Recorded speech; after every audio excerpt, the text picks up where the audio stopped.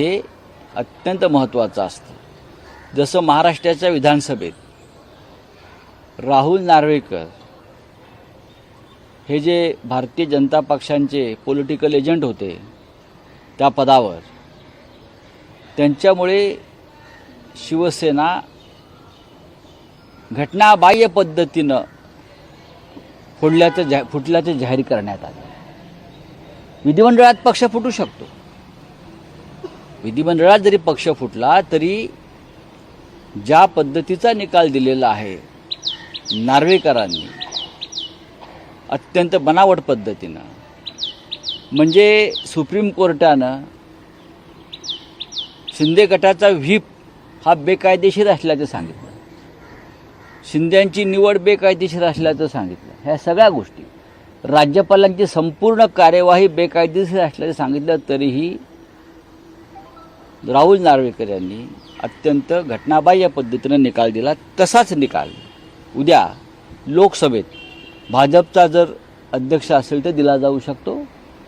भारतीय जनता पक्षाची परंपरा आहे, ज्याचे खावे मीठ त्याची मारावी नीट, बरं का, ही भाजपची परंपरा आहे। त्याच्यामुळे आज ज्यांच्या टेकूवर हे पक्ष सरकार उभं आहे, राष्ट्रीय लोकशाही आघाडीचं, मोदींचं नाही, तर हे सगळ्यात आधी लोकसभा अध्यक्ष झाल्यावर चंद्राबाबू आणि जनता दल युनायटेड, चिराग पासवान यांचे पक्ष फोडतील आणि नक्कीच आम्ही लोकसभेत आमची ताकद दाखवू ना।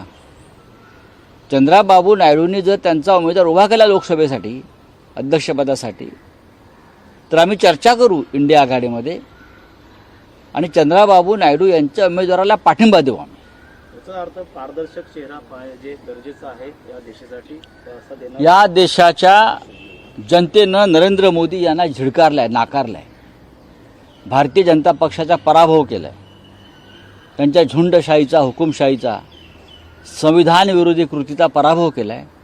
त्याच्यामुळे लोकसभा अध्यक्षपद हे त्या पद्धतीनेच निवड होणं गरजेचं आहे, पारदर्शक पद्धतीनं, आणि उपाध्यक्षपद हे आता कायद्यानं, घटनेनं विरोधी पक्षाला मिळायला हवं। पंतप्रधानांसारखं तामझाम देखील अध्यक्षपदासाठी करतील हे लोक,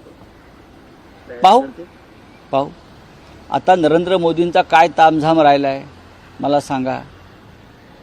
टेकूवर बसलेत, टेकू कधीही कोसळू शकतो। राहुल गांधी यांनी सांगितलं आहे आम्ही कोणत्याही क्षणी सरकार पाडू शकतो। इंडिया अलायंस जो है पहले अपनी लड़ाई लड़ सकती है स्पीकर के ऊपर, अपनी एकजुट दिखा सकती है। देखिए, ये लड़ाई जो है लोकसभा स्पीकर की लड़ाई बहुत महत्वपूर्ण लड़ाई है। अब 2019 और 2014 वाली स्थिति संसद में नहीं है। अगर राहुल गांधी जी बोलते हैं कि हम चाहे तो सरकार कभी भी गिरा सकते हैं।